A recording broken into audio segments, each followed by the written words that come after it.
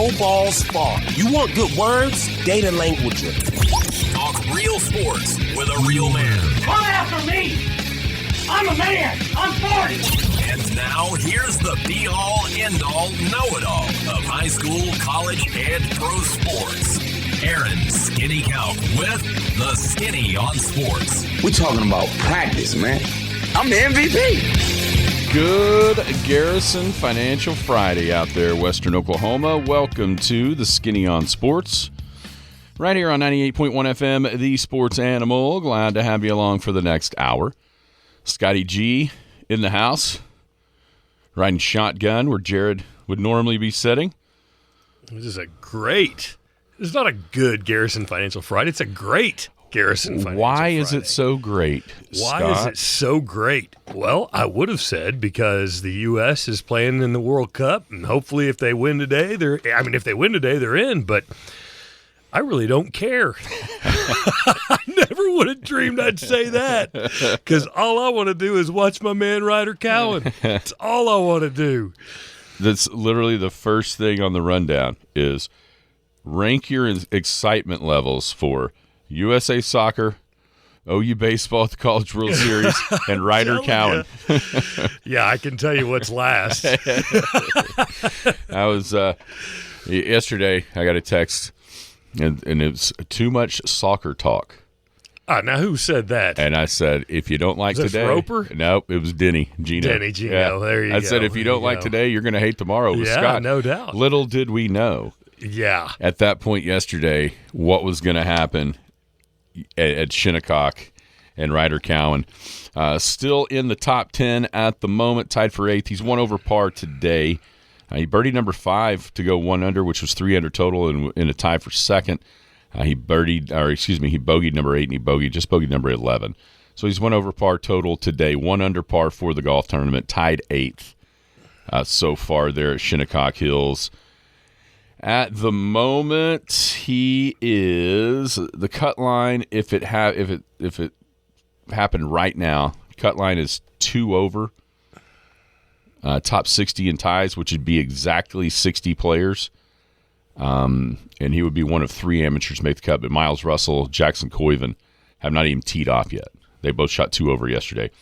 We'll see where that cut line, where that kind of works throughout the day today. He's playing great golf. That's the thing. I mean, he's still hitting fairways. He's playing great golf. He had every fairway yesterday, every single one of them. And I think we tallied up just a second ago, 10 of the 18 greens. That is just wild. I mean, it was 10 of 18 greens with a 25-mile-an-hour wind. That's what I texted everybody. I was like, a Western Oklahoma boy couldn't ask for anything more than a super windy tournament. Yeah, and about 3 of those missed greens it was on and then rolled off, just the way the nature of the golf course. But we do have the Sooners in Omaha coming up tomorrow, 7 o'clock tomorrow night, and then 1:30 on Sunday. If necessary, game on Monday would be 6 o'clock. We can hit that. How confident are you in the U.S.? After what we saw last Friday, was Portugal? I've been pretty critical of Portugal and Ronaldo. Wow, they looked awful. Ronaldo's done, man, and they need to just pull the trigger. And then I'm going to ask you, who has looked the best so far, U.S. Open wise? Did the USGA go overboard the other way? We've always seen criticism of them losing golf courses and the greens being hard because the players whine and show pampered. A lot of those guys.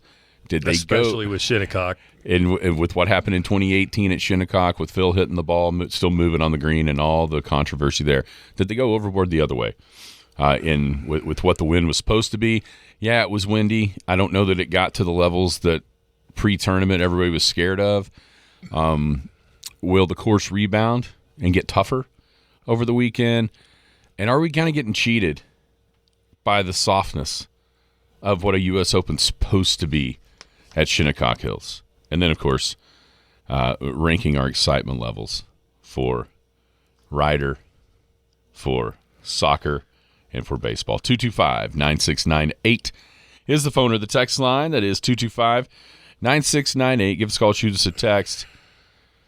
We can talk about any of those things, whatever else might be in your mind. Feel free to chime right in at 225-9698. If you're going to be outside the listening area, a couple ways to stay in touch with the show. Log on to kadsam.com or download the app. Paragon app's got it all. It's got radio. It has got the Penny News. Go pick up a free copy of the Penny News. You can check out the Rotary auction list. Continues tonight from 7 to 9 o'clock on KECO or the Rotary Club's Facebook page. In order to bid, you can call 580-225-9697, or you can just comment in the Rotary Club's Facebook, like in the comments section underneath it, to bid for stuff on the Rotary Club auction. 7 to 9 tonight. That'll wrap that up. It was last night, and now coming up, final night is tonight. And of course, playitlive.net. We've got 12U state softball here at the Fiveplex. We've got 8U and 10U regional baseball tournaments going on here at the Fiveplex. If you can't make it out there, if it, like yesterday, kind of raining and drizzly, you can watch it, playitlive.net. How are you today, Scott? Oh, my gosh. Just waking up in a dream, man. It's just phenomenal. Now, it's a special day for many, many reasons with what we're seeing in the sporting landscape, but, and I don't know if she's listening, but I think you probably... Yeah, I think I need to give a shout out. I think you probably need to give a shout out today, don't you? My wonderful wife that has been lucky enough to be married to me for 27 years. 27 years today. All right, I'm pretty lucky. Pretty lucky. We've made it 27 years. She's a wonderful woman, and I'm going to take her out tonight. We're going to go have some. Well, first she's going to get to watch the U.S. game at a soccer bar in Oklahoma City. I'm sure she's super excited about that. What an anniversary. Yeah. Thank goodness the game is in the afternoon. I bet she's totally pumped up about. But then we're going to go out to a nice dinner, and I even sprung for a high-end hotel. Uh-oh, which one? We're going to stay at the Omni. Omni. Yeah. Ooh. Yeah. I guess I heard they had a really nice rooftop pool that's adult only after 4, and so yeah, gonna spoil her a little bit tonight. Well, she deserves it after having to go to a soccer bar. She might have fun. You never know. Oh, she'd probably go right with the flow. She will. Just be cool. Just be chill. Yep. Yeah. So anyway, looking forward to that. But congratulations. But yeah, if you're out there listening and we get quiet for a little bit, it might be because we're watching Riders On for a minute and we're watching that. So you might just have to overlook a few things today. So God, this is just, I'm just in awe. I just sit in awe, and like you and I were talking about in your office earlier, he just looks so chill. I mean, it's for a guy that has never played in a major championship to go out there, and we can talk about the conditions a little bit and what happened as far as the course setup, but that doesn't matter. For him to be out there, 21 years old, going to be a senior at OU, and look like everybody else did. I mean, it was one thing. It was said this last night watching him. It was literally like you were dreaming. Like, okay, it's really cool when he hit the shot on 12 and made the birdie. Yeah. Like to start, you're like, oh, he got on TV. Yeah. You know, it's like, oh, that is so cool. Cool, he's on TV. And then it was like, so they showed the shot, and it was funny how, as it went, they started figuring out actually how to say his last name, because at first there was a couple of different pronunciations, and then, then he tied for the lead at 200. Then he took the lead and held it for like an hour and a half all by himself, and you started figuring they clearly. At some point, Dan Hicks was like, okay, how do we say this guy's name? We got to get it right because we're going to be showing every shot that he hits. You know? It was incredible. It was like I kept on thinking, okay, I'm going to wake up and it's going to be Thursday morning. Instead, it was Thursday night, and he was so the other guy, who's the other guy? Not Hicks, the other announcer. What's his name? Anyway, I had meeting with his nephew yesterday, doing some insurance things for a client, and I said, yeah, I've got this kid that's going to be playing. He's my buddy's son, and he's going to be on there. He goes, oh, well, my uncle's going to be announcing, so. Oh, really? Yeah, and he was like, well, that's pretty cool. He just kind of thought, oh, yeah, that's great, amateur. Yeah, okay, buddy. Okay, yeah. Yeah, guess what?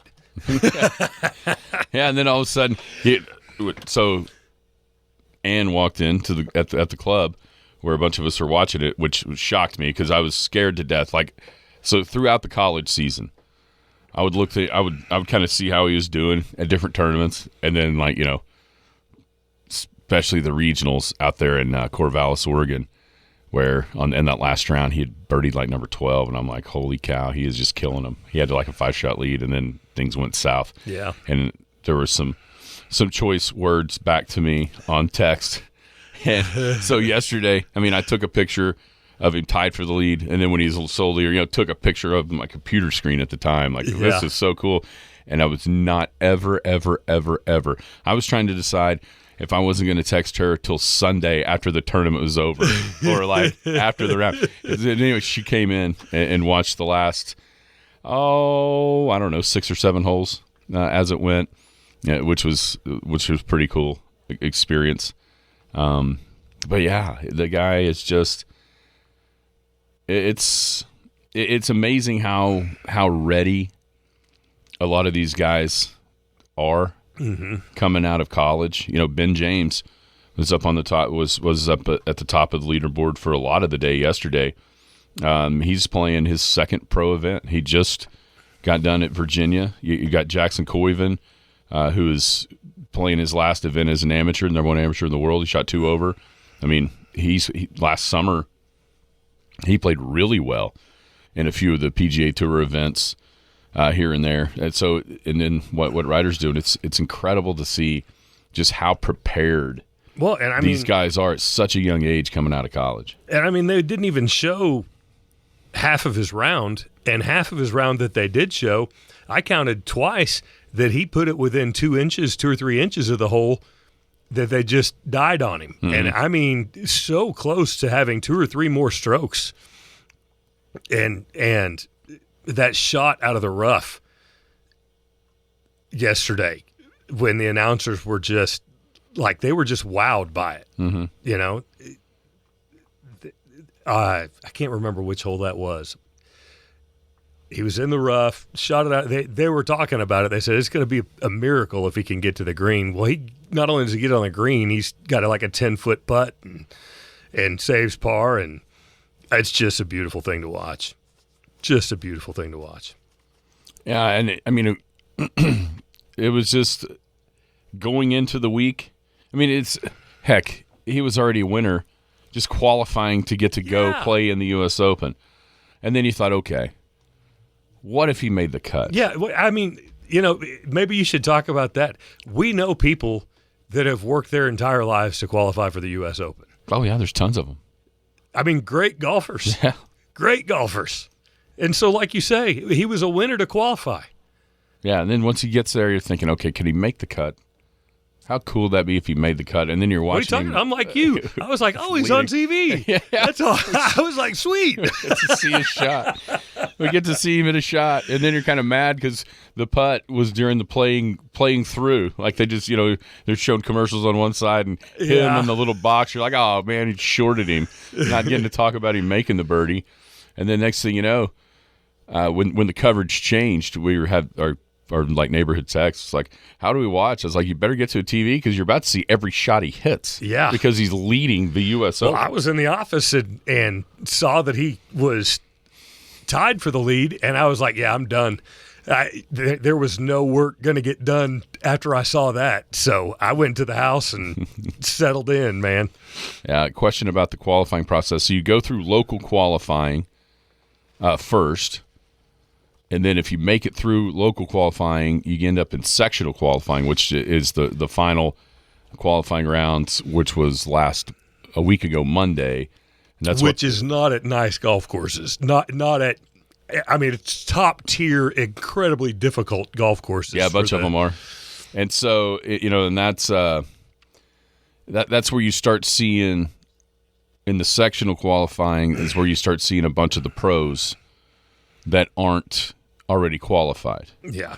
They call it golf's longest day, and that's where he went to Florida last Monday, and there was 4 spots available for 60, 70 dudes, and he was in that playoff, three-way playoff for 2 of the spots, and him and Miles Russell. There's actually 3 amateurs of the 4 that came out of that qualifier in Florida just to get there to the U.S. Open. I think there was over 10,000 entries as far as people trying to qualify. Wow. And that day, 43 made it through sectional qualifying at the 10 different locations, and he was one of them. Out of 10,000. And now he's tied for 9th in the U.S. Open. Oh, my gosh. 8-footer on number 12. He ran his putt pass a little bit, long putt. He finally hit it in the rough. I mean, yesterday he hit every fairway. I mean, that was the thing. Every time they saw it, you didn't really see him hit many tee shots, but they always came to him for his second shot, and he was in the fairway on every hole. Yeah. Today he's missed a couple of them, but still, it's you hate to. I thought it was pretty funny when he made, I guess it was the putt to go 2 under. And all the guys, Aaron Oberholzer, Nota Begay, they were all talking about, do you look at the leaderboard? Yeah. Yeah. And one, I think it might have been Oberholzer goes, heck yeah, you look at the leaderboard. You're 21-year-old amateur and you're leading the Open. Of course you look. You know what I mean? Like, you got to be able to say that you saw it. Absolutely you look. And that's why I know a bunch of us had pictures of the leaderboard with him at the top of it. So, very, very cool. Hopefully he can kind of steer it into the clubhouse here as he's playing number 12. Still, I mean, what's crazy is going into the round yesterday, if you'd have told me he'd be 1 under par with 7 holes to go, you'd be like, oh, I'll take it.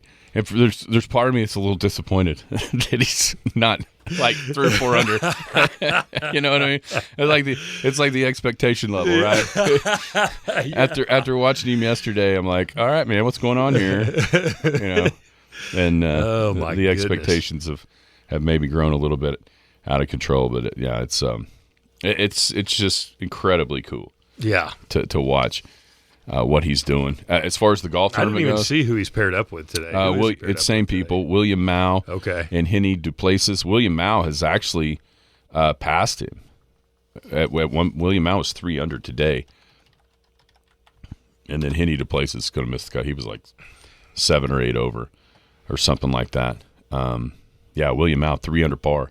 Yeah, and the Ryder 1 under par. That was the thing. You never even saw those guys hitting shots. In his group. Yesterday, even though Mao was playing pretty well at the end of the day. Looking at the cut line, still would be 2 over right now. 2 overs a tie for 44th, and then 3 overs a tie for 62nd. But I feel like top 60 in ties. I feel like this course is going to get a whole lot tougher this afternoon. Yeah, I mean, I think that's going to be a big time conversation. We talked about it yesterday morning in preparation for the wins. Missed that putt. So he's going to be even par 2 over today with 6 holes to go. But in preparation for the conditions, the USGA, obviously, they even talked about how they were going to water and syringe, quote unquote, the greens, slow them down because they were scared to death that it would get to the point where balls would be rolling off the greens and all that. I totally get it, and I think there was such a sensitivity to what happened in 2018 and how hard and fast it got. And those players were. I mean, Phil hit a moving golf ball. Yeah, to kind of voice his displeasure at what was happening. And so you kind of get it, why they did what they did. But I think they went too far. Yeah. And it's just sort of like, I don't know, disappointing may not be the right word because, like I said yesterday, When you you say they went too far. I mean, it's not like we're seeing 10 unders. Yeah, but you're seeing the ball suck back. I mean, it's soft. Yeah, you are. It's soft compared to what it's supposed to be or what so it you would feel normally that be. the difficulty that they're having right now is the wind and the rough and the. What you're telling me is it really has nothing to do with the greens. Your greens are soft. Mm-hmm. Yeah. And like I said, I get why they did it. They didn't want to be embarrassed if it got out of control, quote unquote. And the truth of it is, a lot of these guys are absolutely pampered, spoiled brats, and they can't handle it if it gets a little bit too hard. I mean, that's just the truth, and that's the lifestyle, the way the courses are set up. That's how they lead their careers. Yeah, it's just okay. Oh, this is too hard, and I think the USGA was really, really concerned about being embarrassed in that way, and so you kind of got what you got. It's still difficult, but I mean the greens are green. Yeah, it's not supposed to happen. How's a guy the size of Ryder, because he's not a big guy? Mm-mm. How's he piping at 315, 330? I saw him hit a 340-yard drive yesterday. Yeah, that one on the got to the road was 368. I mean, my gosh. It's incredible. What is he, like 5 foot? He's not over 5'9". 5'9", 140. Yeah. Well, his legs look like tree trunks. Is part of it. Yeah, that is true. You know. Yeah. It just has that natural ability to do it. As far as the ranking of excitement levels, we've actually, a lot of people are on your side of this. On my side of this. Ryder, then Team USA, then OU baseball. Really? There's a few that would disagree with that, but as far as the text line goes, most people are Ryder hands down number one, then the soccer, then OU baseball. Yeah. Hey, I'm telling you, this is a big deal. The U.S., what an unbelievable first game. I mean, they dominated the first game. And if they come out and they play like that again, I mean, just one of the next two games, then we get one more win and we'll be in to the knockout phase. So, I mean, shoot, at this point, 2 ties gets it, doesn't it? Yeah. But the exciting thing to me is watching them play, because they're just playing phenomenal soccer. They really are. Oh, Waylon Red needs a shout out. He's watching his cousin Ryder play, even though he doesn't know anything about golf.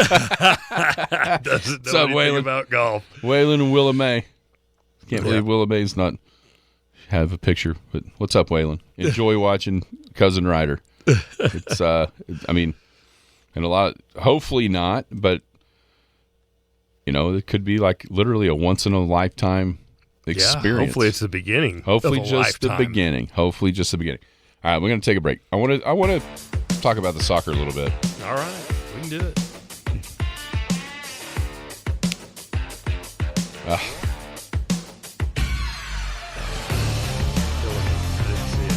Just missed the fairway. Too far. Hit it too far. Skinny on Sports coming back on a Garrison Financial Friday right here on 98.1 FM, the Sports Animal.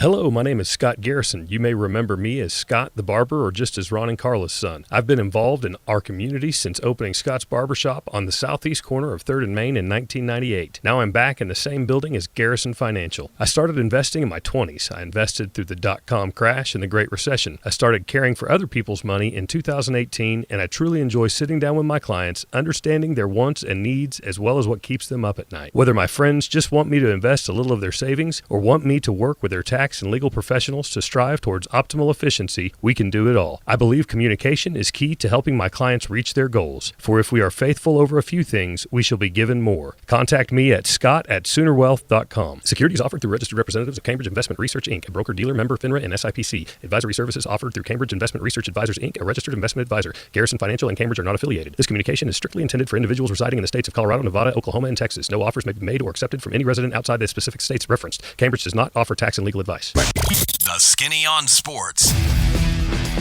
Welcome back. It is a Garrison Financial Friday right here on the Skinny on Sports, 98.1 FM, the Sports Animal. Scotty G is in the house. Shout out to the 8U Elk City Elkettes playing their state tournament over in Clinton yesterday. 2 wins via the run rule. They run ruled Arapahoe Butler and they run ruled Hennessy. Wow. So the 8U Elkettes dominant, at least on Thursday at the 8U state tournament. I heard Sean say the 12U Rumble Ponies won their game here. The 12U state tournaments here in softball. Text us how your teams did. I know there's tons of area teams that are in these state softball tournaments or the regional tournaments for the baseball around the area. 225-9698. Let us know. Let us know how your team did, as I know how those 2 teams did. With the Elkettes at 8U winning twice and the Rumble Ponies at 12U were winners as well. All right, so where are you going? Do you know where you're going to watch the soccer match? Something Slim's down in Bricktown. So this is like a known soccer bar? That's what I was looking online, and they said it is a soccer bar. So really? So yeah. you've never been there? I've never been there, huh? No. I mean, what are those places? Oh, people go to them all the time, like the beer garden-y looking stuff. Yeah. So you know what I'm talking about? Oh, yeah, like the Jones Assembly or the something garden or something. Yeah, I don't know. There might be some good stuff at those places, but I read online that was a soccer bar. I don't know. We'll see. We're going to find out. If it's not, we'll just walk to another one downtown at the half. Find somebody that's watching the game. We'll walk somewhere that it's better than that at the half. But I'm also going to have to go somewhere where hopefully I'm going to have to go somewhere where the Open's on. Well, I guess he'll be done by 2 o'clock. So yeah, he'll be done here in he'll be done in an hour and a half or so. Yeah. Okay, so here we go. Weatherford 10U beats Sayre 1-0 in the state tournament at Weatherford. Way to go. Sayre hung in there. Way to go, Weatherford. Battle of the Lady Eagles, won by Weatherford, 1-0.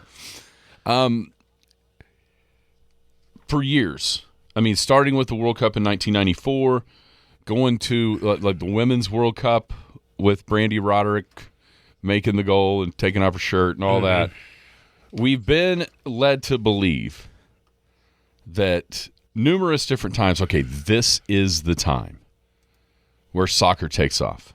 Yeah. And it just really hasn't happened just yet. My question is this, though. I'm not even talking about it like taking off and becoming what people have thought or want it to be. But just for this World Cup experience right now, how much excitement do you think has already been generated, A, by what happened last Friday and the way that they played, and B, how much more would you see, if not even a repeat performance today, but a win? In the knockout round? No, I'm talking about if they win today. How if they much, win today, it's where gonna get does pretty it jacked does up. it get to a fever type? It's going to get pretty jacked up. I mean, this isn't a bad Australia team that they're playing. It's a solid team, so it'll be good. But I mean, you say that soccer hasn't really taken off, but I had 4 or 5 different people text me last week watching Messi. Which, by the way, did you watch Messi? Dude is old. Pulls out a hat trick. I mean, I texted a couple of buddies of mine that I played soccer with in high school, and I was like, he is the god of soccer. I mean, he is just – it's almost like he's everywhere on the field. But, yeah, so what I'm seeing, I think soccer has kind of arrived in the United States. And if they keep going, it's going to get huge. It really is. Yeah, and I'm not even worried about it sustaining past what we're seeing. It's just, lipped it out. Lipped out a birdie. Man, it's 2 lip outs in the last 3 holes. Ran it right through the right edge of the hole. Oh, my gosh. But anyhow. Yeah. Yeah, you're right. Every now and then we're just going to pause. There's just going to be some pauses on this show. It's not going to. It's not going to be the most smoothly. How did that not go done? Anyway, but if there's one thing that American sports fans are, They love a winner. they love a winner, and they're pretty patriotic as well. Yep. So when you get those two things combined with the patriotism of the USA combined with actual winning, and not only winning, I mean, the way that they played last Friday, it wasn't just winning, it was like dominating. Yeah. Like the best World Cup match a U.S. team has ever played. Yeah, they did. I mean, It Like, was. holy cow, we look like Brazil. I was texting people last week. I was like, are we good? Are we like really good?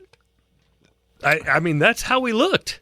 And a lot of credit is going to the coach, and maybe it should. A lot of people are saying, this guy has turned them around, changed their attitude. They honestly, under the former people, they kind of played passively and reserved, and we're supposed to stay calm. And this guy is like, I want you to be passionate, and we're not losing. I don't want you guys going out there playing for a tie. I want you guys going out there to kill. And the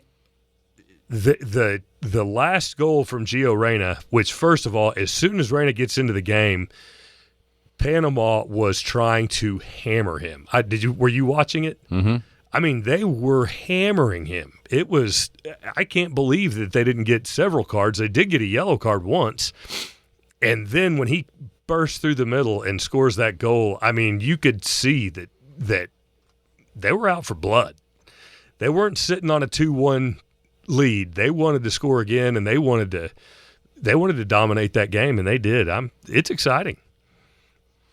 Yeah, just the skill level felt Higher. way higher. Yeah. With Balogun and Balogun the strikes that he made. What was the guy? Josie Altidore. Remember him? Yeah. Like big, physical, athletic dude, and you felt like he should score 5 goals every game. He just kind of looked like a diva. Yeah, and he would never finish. Yep. He looked soft. Yeah. He looked soft. And then to see these guys don't look soft at all. And the other thing that I'm loving is, I mean, they're playing. Did you see the yellow card given to the flop? Yes. Last week? How beautiful was that? Hey, NBA, why don't you take a look at something like that? Okay, that was a flop. This is your warning. Next time you flop, you're missing a quarter. Yeah. How would that change the NBA? Yeah. That's interesting that soccer is having to do it. You're welcome. I mean, if you don't watch a lot of soccer and then you start watching, you're like, oh my gosh. Well, soccer was the original flop. I mean, that was where it originated, and now they're saying, hey, we're tired of this. Yeah. I mean, that, not that long ago, you're supposed to get a technical foul for flopping in the NBA, and then that kind of went by the wayside. Mm-hmm. Some other scores, by the way, from around the area. Hammond 8U boys beat Arapahoe 14-7. Canute 8U boys beat Cordell 14-13 at regionals here.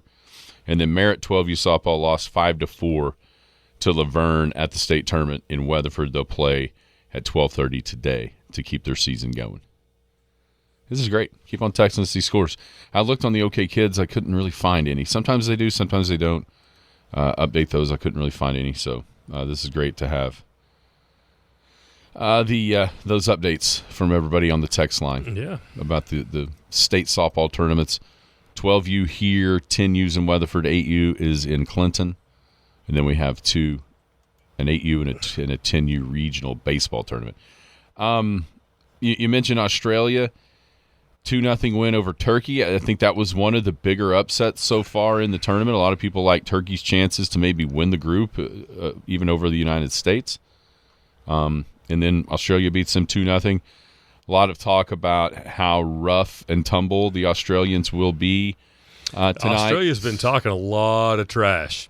Pulisic, do we know anything about Christian Pulisic? I haven't seen anything yet. Have not. Honestly, you would think that I was right on top of everything, but after I saw Ryder yesterday, I was like, I don't care about anything right now. Have you seen the guy named Freddie? The German guy Freddie on Twitter? I have not. He's been live tweeting. That's what I was going to say. It's not. How great is this? You talk about a slap in the face of mainstream media. All of these Europeans are amazed by America.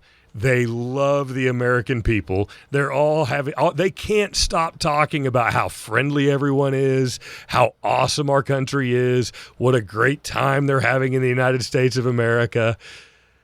Isn't it beautiful? Yes, it absolutely is. It's beautiful. Glorious. So Freddie is this German guy, and he flew in to New York City from Germany, then flew to Atlanta. And so from Atlanta, they rented a car, and they started traveling through the South. Yeah. On their way to Houston for the Germany match that was, last Saturday or whatever. That Dustin Gunkel got to go to. I talked to him about it last night. The guy that's given me more crap about soccer my entire life than anybody else. Cool. Yeah. Very cool experience. So Freddie, he just kind of shoots some tweets out there, and he becomes, he's famous. Yeah. J.J. Watt rented him a hotel in Houston. No kidding. So he goes down, and it starts with he's just talking about how beautiful the mountains of Georgia are. As he's going down through Georgia, and then he gets Alabama, Mississippi, and eventually, about the time people really started picking up on this was as he was getting close to New Orleans. And they had eaten at Waffle House. They're like, this is the greatest food of all time. Worst food I've ever had. That's the crazy thing about it, though. Waffle House, Golden Corral, and places Taco Bell. They're just in awe of how good it is. Everybody's thumbing their nose. Man, all of these chemicals taste fantastic. Yeah. Somebody at one point when he was eating a Whataburger, somebody in the comments was like, "Freddie, you're going to have a salad, bro. And you're just going to have a heart attack." But so he starts traveling through, and then all of a sudden he gets to New Orleans, and the Saints and the Pelicans, him and his buddies just let him have a tour of the Superdome and all this, and then he ends up he goes to Baton Rouge, and he's at Tiger Stadium, and in Houston. This guy is playing it right, isn't he? Eventually, he mentions how they were listening to local country music radio stations in the South. Yeah, and they decide that Ella Langley is they're the coolest not too chick shabby. She's not best. Too shabby. Well, guess what? No way. Hey, they were at the concert last night. Guest of He's probably not paying for any of this stuff. No. And I really got to get more active on Twitter, I guess. And here they are. Pictures with Ella Langley after the concert. It's just absolutely incredible. That's great. What Freddie, for a guy that was just going to kind of hang out. Oh, Freddie. Some German guy to watch the World Cup, and now he's this sensation. He's got boots on. Somebody bought him boots for the concert. He better watch out because he's going to go back to Germany, and for the next 10 years, people are going to be calling him, "Hey, when you were over here, I bought you a beer and you said if I was ever in Germany." So there's a gal from England, a couple gals from England, and one of them put on there last night, "Americans so friendly, I haven't had to pay for a beer yet." Yeah, man. No, Freddie's got all this stuff. That's crazy because I thought, according to mainstream media, that we were a selfish, entitled society that hated everyone. So it's funny to the folks that are still home over in Europe that will comment on some of these posts, when one of them puts, "Oh, this is the best food ever." It's like a Whataburger. Yeah. And chicken fried steak. I've seen several of them be like, "Oh my gosh, a chicken fried steak!" Every one of them that has gone to Texas and barbecue, it's just blown their mind. But then you'll see some wanker from back in Europe go, "Oh, it's not as good as this," and it's literally a bun with a piece of a processed American cheese and a raw onion, and that's the sandwich. And of course, this is better than that. Yeah, if that's your choice. Yeah, you don't know. First of all, I've had 3 exchange students stay with my parents, for an entire year. There's not one of them that didn't go home 20 pounds heavier. Right. All right. Yeah. There's a reason why. Our food is plentiful and it is good. Yeah, and that's another thing that they're just amazed by, like Walmart. Yeah. The options. Well, I saw one guy could not stop talking about air conditioning. Yeah. He was like, I wear shorts and a T-shirt, and then I walk inside and I'm freezing. Yeah, I think it was Freddie. Freddie was a little upset in NRG Stadium in Houston with how cold it was. There was like right underneath the air conditioning. He was a little upset. No, I mean, the dude talked to the astronauts in the International Space Station when he's in Houston. My God. It's absolutely incredible. That's wild. For a guy that thought he was just going to kind of hang out. He turned down a private... Those evil, mean Americans. He turned down a private jet flight from Houston to Oklahoma City for that concert because he wanted to drive. Wow. They were in Galveston. Then he's like, we've driven 2.5 hours. We're just now to Houston. We're a long ways from Oklahoma City. Yeah, but should have taken that private jet. He probably didn't realize, not to mention he had no idea what traffic was going to be like from Houston all the way through Dallas. Oh, yeah. Oh, my gosh. That's like the biggest nightmare of all time right there. Yeah, you got the mayor of Oklahoma City tweeting at Freddie yesterday. That is wild. Yeah. No, that has been kind of, I think, a revelation as far as that goes with just exactly, those the people here. I think you're right. I think there's a lot of the folks in the mainstream media that are, I would even call it, disappointed with how they're afraid. How well I think they're afraid that the narrative is going to change. Here's what I say.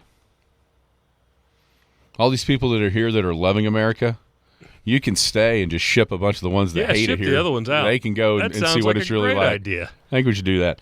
I like that. What's going to happen in the game? Hey, also, what I tell you, have you looked at some of the female fans in the stands at the World Cup? Oh, yeah. Huh? Back in the day. Huh? Back in the day. You remember Kenny Sheeline? Yeah. Oh, so yeah. Dad and I and Uncle Leon and a bunch of us, we would always, like when they had the big pay-per-view fights, he worked for the cable company. That's right. And so he would be able to get but it wasn't necessarily like the it was like the other feed. Okay. Like the backside feed that, they might cut to, they might not. Those guys are trained to do that, is all I'm going to tell you. Those camera people, they know how to pick up. Know. They pick up on who they need to pick up on. Yes. So, absolutely. In between rounds, you see whatever you're seeing on the pay-per-view. We were seeing the dudes, like, searching out the crowd for what needed to be on there for later. It was pretty fascinating. Yeah. The way that works. All right, let's take a break. Yeah. Hey, I got to run, Skinny. Okay. I appreciate it, man. Everybody have a great weekend. Go Ryder. Go USA. And go OU. And go OU. See, that's how excited I am about baseball. Happy anniversary to yourself and Melissa. What a saint that woman has been for all these years. What a lucky woman. No, she's fantastic. I love you, babe. I love you. Hello, my name is Scott Garrison. You may remember me as Scott the Barber or just as Ron and Carla's son. I've been involved in our community since opening Scott's Barbershop on the southeast corner of 3rd and Main in 1998. Now I'm back in the same building as Garrison Financial. I started investing in my 20s. I invested through the dot-com crash and the Great Recession. I started caring for other people's money in 2018, and I truly enjoy sitting down with my clients, understanding their wants and needs as well as what keeps them up at night. Whether my friends just want me to invest a little of their savings or want me to work with their tax and legal professionals to strive towards optimal efficiency, we can do it all. I believe communication is key to helping my clients reach their goals. For if we are faithful over a few things, we shall be given more. Contact me at scott@soonerwealth.com. Securities offered through registered representatives of Cambridge Investment Research, Inc., a broker-dealer member FINRA and SIPC. Advisory services offered through Cambridge Investment Research Advisors, Inc., a registered investment advisor. Garrison Financial and Cambridge are not affiliated. This communication is strictly intended for individuals residing in the states of Colorado, Nevada, Oklahoma, and Texas. No offers may be made or accepted from any resident outside the specific states referenced. Cambridge does not offer tax and legal advice. The Skinny on Sports. Yeah, they say this guy scratches himself better than he throws a ball. Welcome back on this Garrison Financial Friday. Skinny on Sports, 98.1 FM, the sports animal. Wrapping up the show here with the last segment. Don't forget the Rotary auction tonight. The Rotary Club's annual auction, 7 o'clock to 9 o'clock, the final night.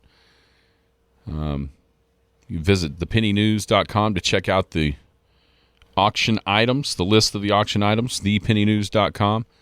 If you want to bid, simply call 580-225-9697, or you can comment on the Rotary Club's Facebook page to get your bids in that way. You can listen to it live 7 to 9 on KECO, or you can check it out on the Rotary Club Facebook page. It's the Rotary Club auction, 7 to 9 coming up. Final night of that tonight on KECO and the Rotary Club's Facebook page. Lipped another one out. Dadgummit. So Ryder now 3 over today, 1 over total. Still in a tie for 28th, so still well inside the cut line. Some bad luck on the greens. It's like 3 lip outs in the last 4 holes for Ryder. But Ryder counts still 1 over total. Cut line has now, if it happened right now, it would be at +3, because +3 is tied for 60th. So he's still well inside of that with just he threw 14, so 5 holes to go. Or 4 holes to go, 15, 16, 17, 4 holes to go. They're in his second round, still the low amateur. So a great performance, just get her in the house and play the weekend. Be a pretty awesome accomplishment there for Ryder Cowan.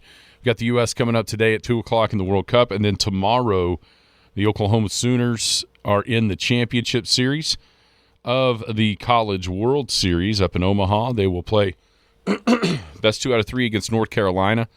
7 o'clock tomorrow, 1:30 on Sunday, and then an if necessary game, if it goes to 3 games, would be on Monday night at 6 o'clock. Sooners and the Tar Heels both undefeated at Omaha at 3-0 in their pool play to get themselves into the championship series. I asked that question yesterday, who has made the most College World Series without a title? North Carolina is second on that list. This is the 13th time that the Tar Heels have made it to Omaha, never have taken home the national championship. There's one school that's made it way more times than that, and yet to win the national title, 24 times to be exact. It's Florida State is the answer to that one I asked yesterday. Florida State has been to the College World Series the most times without being able to take home the title, and then North Carolina's 13 is second. And obviously OU fans hope that doesn't change this weekend. Sooners will send the three freshmen. It looks like are going to be on the bump. Cord Rager, the left-handed freshman, will be ready to go tomorrow. Xander Mercurius will be the starter on Sunday. And then if it gets to Monday, Nick Wazlowski, who pitched the other night against Georgia, he is scheduled to be the pitcher on Monday. The bats have been incredible in the playoffs. Ever since the regionals started, timely hitting and all that, they've been awesome. Oklahoma has been able to do an amazing stuff in this entire playoff run. So it's been really cool. And of course, as we mentioned earlier, all the state softball, the Elcats, 2 wins yesterday. The Rumble Ponies won, and then thanks to Jared Broadbent for all the other stuff with Weatherford beating Sayre 1-0 over there in Weatherford. Hammond boys won over Arapahoe. Canute boys won over Cordell. Merritt softball, 10U lost to Laverne. Canute 10U girls won over Moreland 5-4. He thinks advanced to play at 5 o'clock. So all that's going on here in Elk City, over in Clinton, over in Weatherford for the softball state tournaments, the baseball regionals, and of course a lot of eyes will be on the U.S. Open, obviously, with what around here with what Ryder's still doing, even though it's fallen off a little bit today. He's still well inside the cut line. And then, of course, the soccer. I mean, Scott has always been a soccer proponent for sure, but I'm telling you, if they win today, and if they look pretty decent, I don't even think they have to look as good as they did last Friday. But if they win today, which guarantees them moving on, could guarantee that they win the group, the excitement is going to build big time because people like winners and people like the grand old US of A. Gabe, what are you doing? I was just going to talk. I was talking to you about soccer, and it could get as exciting as women's soccer, as the U.S. women's soccer usually does when it comes around to World Cup, because they just bring the excitement. Now, if they do win, then yes, it's going to come around. Is it going to be as exciting as today? No, definitely not. I agree with you and Scott in that. I have a couple of questions. What's awesome is I get to listen to the show and then be able to walk down the hall and ask a question I really want to know. In the golf, of course, in the U.S. Open, all of the LIV players are still wearing the LIV shirts. They're still pushing the teams, the things like that. I guess the question is why? Contracts. Even though, are they playing? It's up in the air, but contracts. It's just they're holding their contracts up to saying, okay, I'll still wear my stuff when I play in the in anything. Anything. Yeah. It's just contracts. So do you think they want to? Like, I'm looking at DeChambeau. I mean, he's getting paid to wear it, basically. Yeah. Just like any other contract, Strixon or Titleist or anything like that. They're just getting paid by Live, I guess, or agreed to pay to wear their Live golf shirts and stuff like that. You know, the only one, we were talking about this last night, throughout the time, the only one that wouldn't was Brooks Koepka. He still wore his Nike stuff when he played like majors. Everybody else would always wear their Live stuff, but Brooks wouldn't. He would wear his Nike stuff. So what happens now? What happens to all these guys, DJ and all the? I mean, let's say, of course, it folds. And what does the PGA say? What do they say? Do what Brooks did?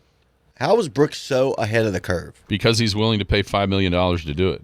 And John Rahm. Well, there's only how many can? John Rahm, Patrick Reed, Bryson. That's about the only three that can? Because of winning the majors when they won them. Maybe DJ. Yeah. If Patrick Reed can. Maybe DJ can too. I'm trying to remember the time span that you had to win the major like Brooks did to be able to qualify for that, to basically pay $5 million to.